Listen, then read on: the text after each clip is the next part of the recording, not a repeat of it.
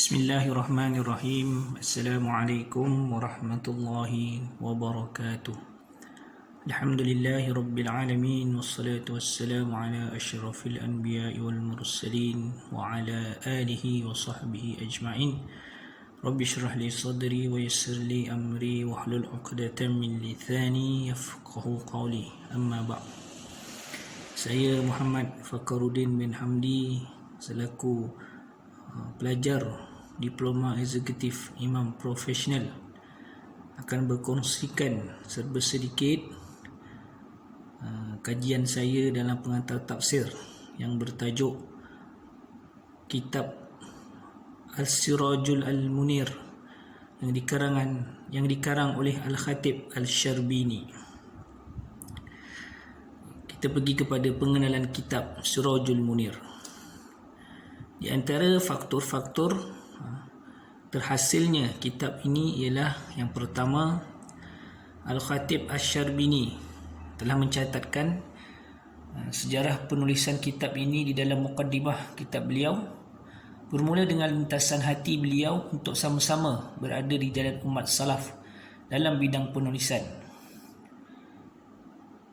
Pada awalnya beliau ragu-ragu untuk berbuat demikian kerana takut seandainya termasuk dalam golongan yang dikatakan oleh Rasulullah SAW dalam sabdanya yang bermaksud, sesiapa yang berkata-kata tentang Al-Quran menurut akalnya, yakni tanpa ilmu, maka tempat duduknya di neraka.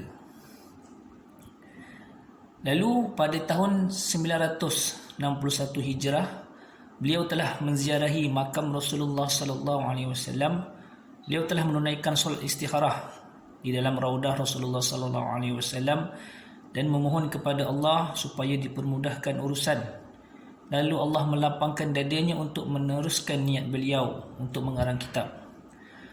Apabila beliau pulang daripada perjalanan ataupun safarnya, seorang sahabat telah berkata kepada beliau, "Aku telah bermimpi bahawa sama ada Rasulullah SAW atau Imam Asy-Syafi'i telah berkata kepadaku, katakanlah kepada si Fulan supaya membuat tafsiran Al-Quran." Lalu sewaktu beliau menjawat jawatan sebagai wazifah musyaqqahah tafsir di Al-Bimaristan, sahabat-sahabat beliau telah meminta supaya beliau membuat tafsiran yang sederhana. Maksud sederhana di sini ialah tafsir yang tidak panjang berjela-jela hingga menjemukan dan tidak terlalu pendek hingga tiada isi. Inilah antara faktor-faktor yang mendorong beliau untuk menulis tafsir Al-Quran dan menamakan tafsirnya sebagai As-Siraj Al-Munir fi Al-Inah ala Ma'rifah ba'da ma'ni kalam Rabbina Al-Hakim Al-Kabir. Seterusnya kita pergi kepada biografi Al-Khatib Asy-Syarbini. Nama penuh dan gelaran beliau ialah Muhammad bin Ahmad Asy-Syarbini Al-Qahiri Asy-Syafi'i. Gelaran beliau ialah Asy-Syams Ad-Din dan dikenali sebagai panggilan Al-Khatib Asy-Syarbini. Kelahiran dan kehidupan beliau, pendapat mengatakan bahawa Al-Khatib Asy-Syarbini dilahirkan di akhir kurun ke-15 atau di awal kurun ke-16 Masihi. Beliau dilahirkan di Mesir dan dibesarkan di Kahirah, serta tarikh kematiannya iaitu pada tahun 977 Hijrah atau 1570 Masihi. Beliau dipercayai mempunyai seorang anak yang bernama Zain ad-Din Abdurrahman bin Al-Khatib Asy-Syarbini. Sifat dan adab-adab beliau. Beliau juga dikenali sebagai seorang yang saleh, wara' dan banyak beribadah kepada Allah. Kesungguhan beliau dalam beribadah jelas kelihatan sewaktu bulan Ramadan, iaitu bulan yang diwajibkan umat Islam berpuasa. Beliau akan beriktikaf di masjid dari awal Ramadan dan tidak akan keluar dari masjid kecuali selepas solat hari raya. Kebiasaannya beliau beriktikaf di Masjid Al-Azhar sepanjang bulan Ramadan. Beliau dikatakan makan malam setelah selesai solat tarawih dan beberapa suapan yang ringkas untuk menghilangkan rasa lapar beliau.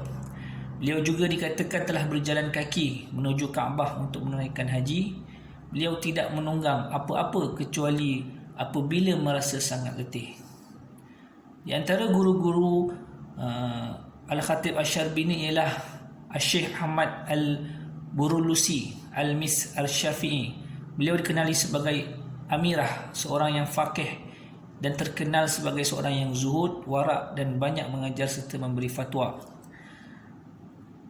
Yang kedua, guru beliau yang dikenali ialah Al-Shihab Al-Ramli, seorang yang faqih dalam mazhab Asy-Syafi'i, berasal dari Ramlah Al-Manufiyah, Mesir, dan meninggal dunia di Kahirah pada tahun 1550 Masihi, bersamaan dengan 950 Hijrah.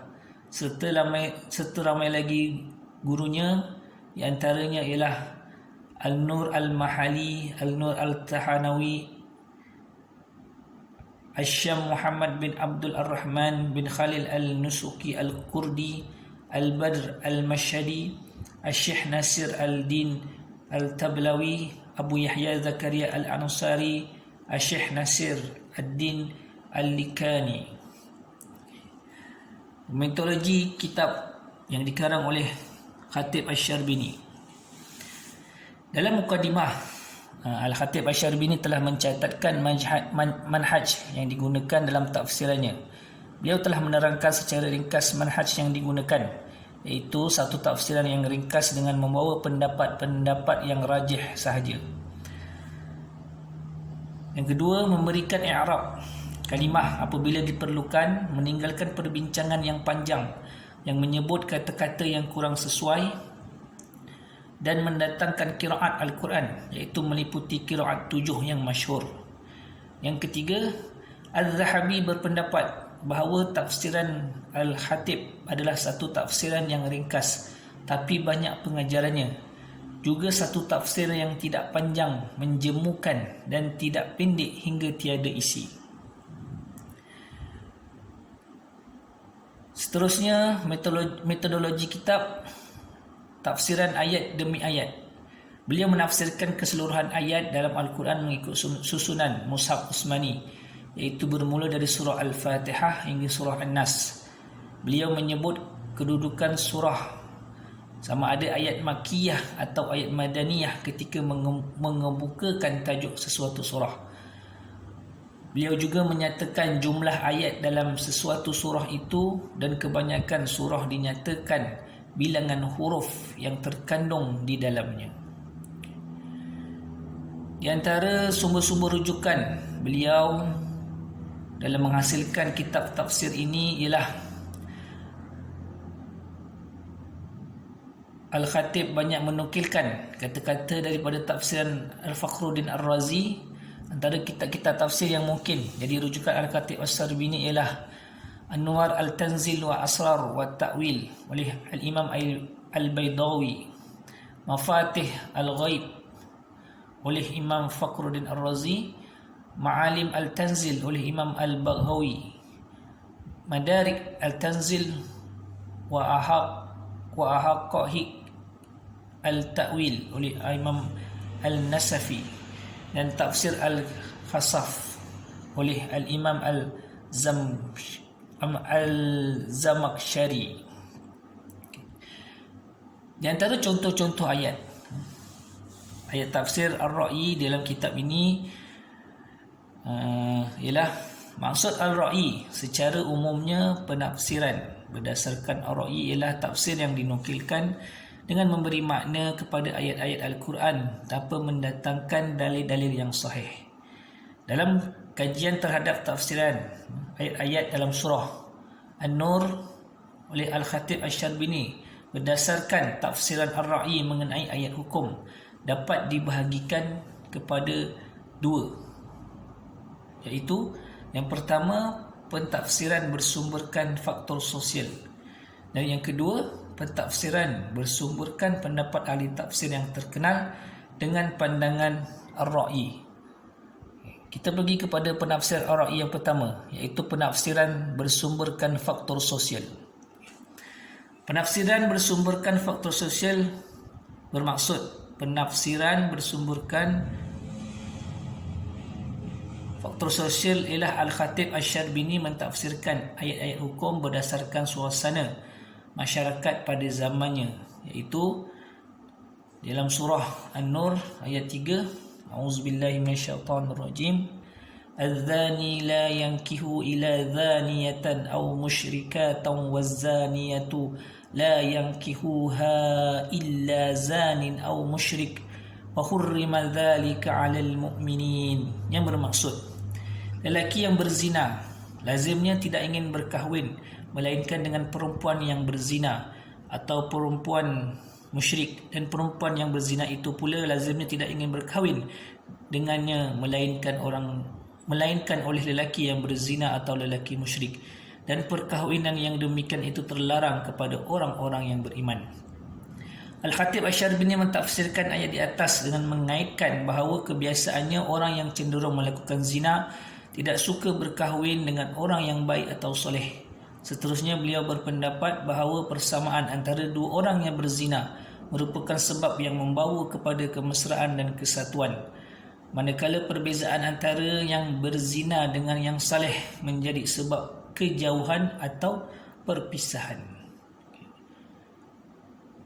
Yang kedua, penafsiran bersumberkan pendapat ahli tafsir yang terkenal dengan pandangan Ar-Ra'i. Al-Khatib Asy-Syarbini telah membawa pendapat daripada ahli tafsir yang terkenal dengan tafsir Ar-Ra'i seperti Ar-Razi dan Al-Zamakhsyari. Antaranya ialah dalam mentafsirkan surah An-Nur ayat 17, Khatib Asy-Syarbini telah mendatangkan pendapat daripada Ar-Razi, yang mana ayat 17 ini berbunyi, ya'izukumullah wa an ya'udu limithlihi abadan in kuntum mu'minin. Sekiranya dikatakan, adakah harus menamakan Allah sebagai penasihat sebagaimana dalam firman-Nya? Lalu Khatib Syarbini menjawab, sesungguhnya tidak harus. Sebagaimana kata-kata Imam Ar-Razi, ia tidak harus seperti juga menamakan Allah sebagai muallim, kerana asma Allah merupakan taufikiyah. Yang kedua, pendapat Az-Zamakhsyari terhadap tafsiran surah An-Nur ayat 32, yang mana Al-Khatib Asy-Syarbini telah memasukkan pandangan ini ke dalam kitabnya dengan tafsiran. Berkata Az-Zamakhsyari, sesungguhnya bersama-sama dengan kami ada seorang lelaki yang lemah dan kurus kering. Beberapa tahun kemudian aku melihat keadaannya jauh lebih baik. Lalu aku bertanya kepadanya dan dia menjawab, aku pada awalnya adalah sebagaimana yang engkau tahu, dan waktu itu aku belum dikurniakan anak. Maka apabila aku dikurniakan anak perempuan, kefakiran jauh daripadaku, dan apabila aku dikurniakan kedua, bertambahlah kebaikan kepadaku, dan apabila aku dikurniakan anak ketiga, Allah mencurahkan lagi kebaikan kepadaku, lalu jadilah aku sekarang sebagaimana yang engkau lihat. Kesimpulan daripada kitab karangan tafsir Asy-Syarbini inilah, yang pertama, hasil daripada kajian terhadap metodologi tafsir Asy-Syarbini, kitab tafsir ini merupakan kitab yang mudah difahami dan dibaca. Yang keduanya, banyak aspek ilmu yang boleh diperolehi di sini seperti ilmu qiraat Al-Quran, nahwu, bahasa Arab dan ilmu fiqh. Dan yang ketiganya, kepelbagaian ilmu yang ada dalam tafsir ini menjadikan ianya istimewa dan sesuai dibaca oleh orang ramai. Itu saja serba sedikit perkongsian saya tentang kitab tafsir yang dikarang oleh Al-Khatib Asy-Syarbini. Mudah-mudahan dengan perkongsian ini dapat memberikan pengetahuan dan penambahan ilmu kepada sesiapa yang mendengarnya, insya-Allah. Saya sudahi dengan wabillahi taufiq wal hidayah. Wassalamualaikum warahmatullahi wabarakatuh.